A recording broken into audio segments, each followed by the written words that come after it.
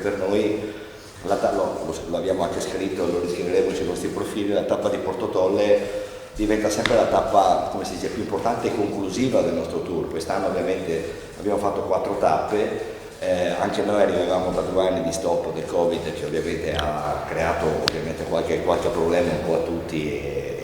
e quindi, come si dice, quest'anno abbiamo selezionato un po' le tappe, ma l'ultima tappa abbiamo sempre ritenuto che sia quella estiva, quella di Porto Tolle, perché per noi rappresenta anche un motivo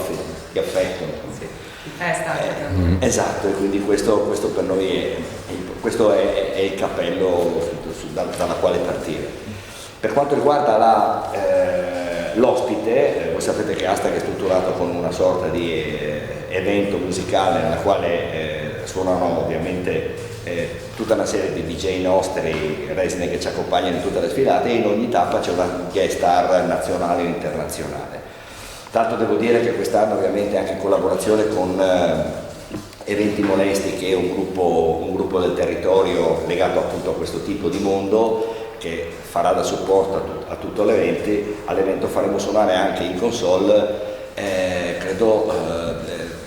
DJ non del territorio ma di Porto Tolle, perché per esempio Andrea Doardo, che è uno dei nostri DJ di punta, è di Porto Tolle, ma poi ci sarà anche Berz e quant'altro che sono appunto, e credo anche Ruzza, Fabio Ruzza che chiuderà, quindi avremo su 7 DJ ne avremo 3 che sono diventati DJ affermati ma che sono di Porto Tolle, quindi ci teniamo anche a dargli a casa sua anche il loro palcoscenico.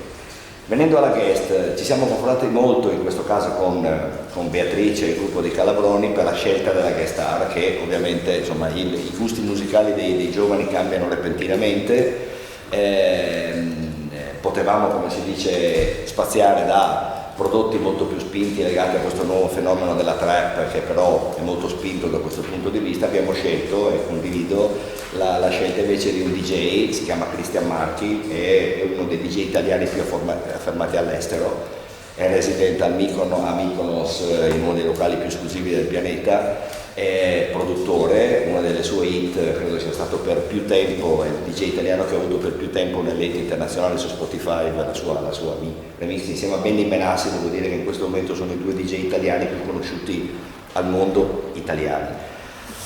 Sarà qui con noi e suonerà appunto nella parte centrale dell'evento e quindi ovviamente è un prodotto pulito e giusto secondo noi per una città che ha le caratteristiche che qualcuno ha detto come quelle di Porto Tolle. Quindi vi aspettiamo tutti e ringraziamo come sempre l'amministrazione comunale e appunto i Calabroni attraverso la BEA per l'ospitalità.